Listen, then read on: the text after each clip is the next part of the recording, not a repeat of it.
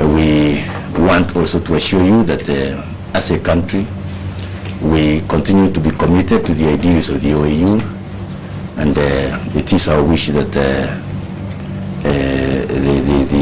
the organization will come out as a true spokesman for this continent in matters political, economic, and otherwise. And so we want to assure you of our maximum support and cooperation in these matters, and to express our satisfaction with the various issues on which you have taken a stand on our behalf, and we want to assure you that we support the stand you've taken on these issues. Thank you. Well, Mr. Deputy Minister, members of the press, first let me say how happy I am to be in Nairobi again, and also to express my thanks and gratitude for your very kind remarks. Nairobi, as I have had occasion to say several times, is an important African capital. Kenya has been playing and is playing an important role on the continental scene, both in our efforts for the political liberation, total liberation of our continent, in our developmental efforts, and also in our efforts to promote resolutions of the conflict which continue to afflict our continent. So I'm very happy to be in Nairobi. I know of the commitment of the government and people of Kenya under the leadership of President Moi in support of the OAU. I know I have enjoyed the personal support of the President and of your government. So it is always rewarding to be passing through Nairobi to Madagascar to attend the 30th anniversary of the independence of the country.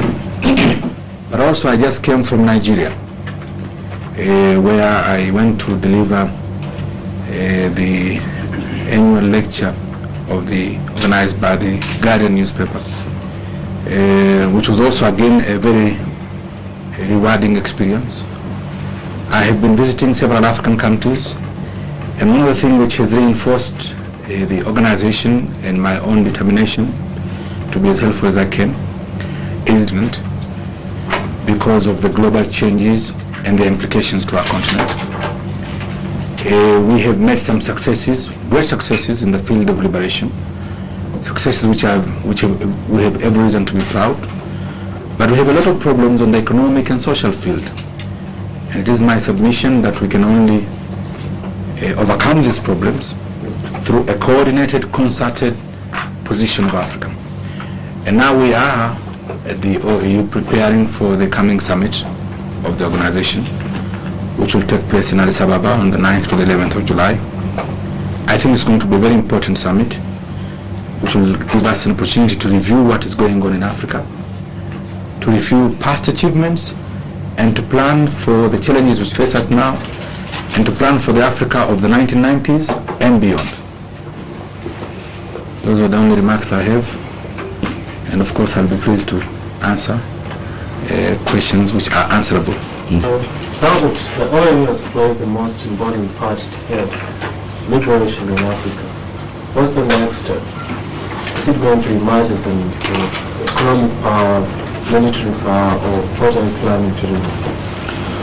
Well, you know, when the founding fathers of the organization, even then, conceived of the organization not simply as a political instrument, but as a vehicle to promote inter-African cooperation, inter-African understanding, and economic upliftment of our people.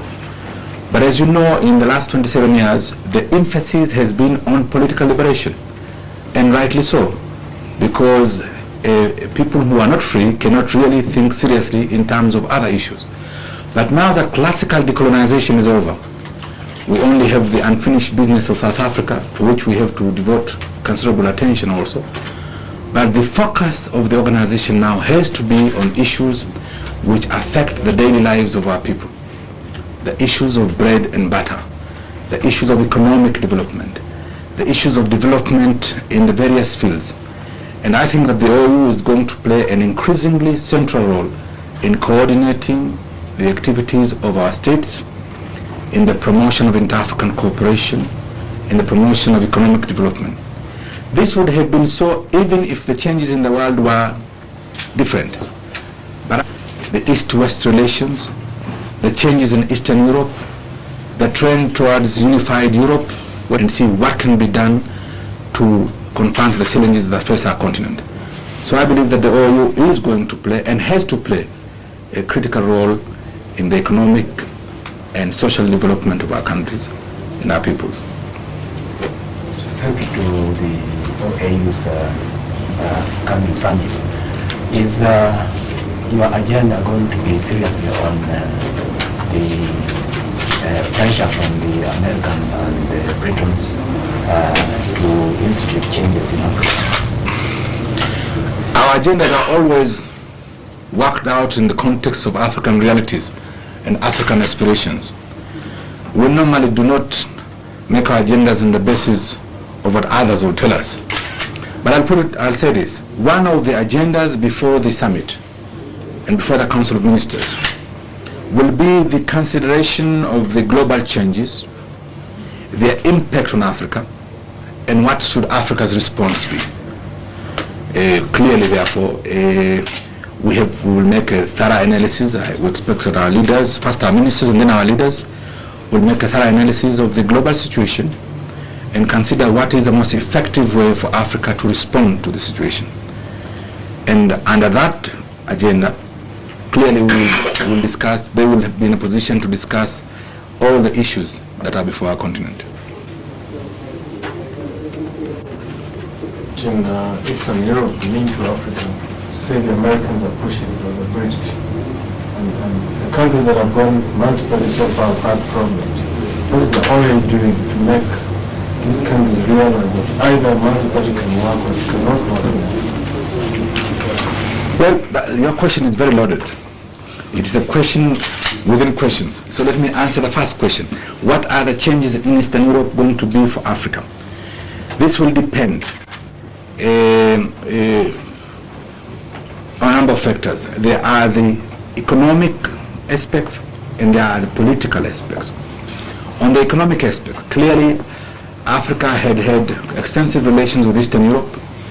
Much will depend on what type of attitude and what type of policies the new governments of Eastern Europe develop vis-a-vis the African countries. On the political level, we have been disturbed by the fact that some of the positions adopted by the new governments which have come into power in Eastern Europe have adopted positions which have surprised us, because we believe that the momentum for changes in Eastern Europe has been necessitated by the desire to create an atmosphere of greater freedom in Eastern Europe. And to that extent, many African countries and the countries of the world generally have welcomed the changes in Eastern Europe. But we've been surprised by the postures adopted by some of these countries vis-a-vis the struggle for freedom in Africa. The relations which have now begun to develop between some of the countries in Eastern Europe, notably Hungary, with South Africa. So that is one aspect we have to take into account. But then the other aspect on what type of impact the changes in Eastern Europe would have in Africa. And as I was saying when I was in Europe, to begin with, it is not right to attribute the changes in Eastern Europe as having a direct bearing in Africa insofar as the political evolution of the continent is concerned. There were debates in Africa, there were debates in countries like North Africa, there were changes in Algeria long before the collapse of the Eastern European countries took place last year. But naturally also, we belong to the same world. It's now been called a global village, and so whatever happened in any part of the country, any part of the continent, has to be considered and reviewed in the rest of the continent. And so Africans also, as African countries, will have to study and see what are the implications of this. One thing I am absolutely clear, that every society and every country is in the best position to determine its own future and its own destiny. Talking of democracy, I believe that every single human being and every society must aspire for democracy. The process of democratization, the principles for democracy are universal principles. They transcend geographical, religious, or racial boundaries. And therefore, Africans are no exception. But the process for democratization in Africa did not start with the changes in Eastern Europe. Our people have been in the process of trying to democratize our societies in the best possible means in accordance with the circumstances prevailing in a given society. So there can be no stereotype formula which can be imposed in a given country. Those countries which feel that a multi-party system is best suited to their conditions can go ahead and have a multi-party system. Those countries which feel that a one-party system is the best conditions can go ahead and have their own system. What is important is to ensure that the process, that our people participate in the process of governance, our people enjoy fundamental freedoms and human rights. These are rights which are automatic rights, and they have been guaranteed by the OAU Charter and by the Universal Declaration of Human Rights. What is important is to ensure that the machinery of state is such that people are in a position to take part in the political, economic, and social development. Now, beyond that, if you are to tell me, and as some of our friends try to tell us, that the only way you can be democratic is that you must cope with the Westminster model, that the only way a given country can be democratic is to have 2, 3, 4, 5, or 6 parties, I think is to miss the essence of what democratization is all about. I'm not saying that countries should be one-party states or multi-party states. I'm only saying that every country must evolve in accordance with its own culture, its own tradition, its own values, and incorporating the basic fundamental principles of what constitute democracy. And I would also say this, that any attempt to try and impose a given formula would be counterproductive. As I said in Nigeria only 2 days ago, it will be counterproductive in 2 ways. If our friends in the West were to say to our countries that the only way we will give you aid is that you must have multi-party system, there can be at least two reactions in the continent. One reaction is from those countries who will say, go to hell with your aid. That's one reaction. There can be another reaction. Say, fine, I'm so desperate, I want assistance. What you want is multi-party? Fine, you can have 15 or 20 parties.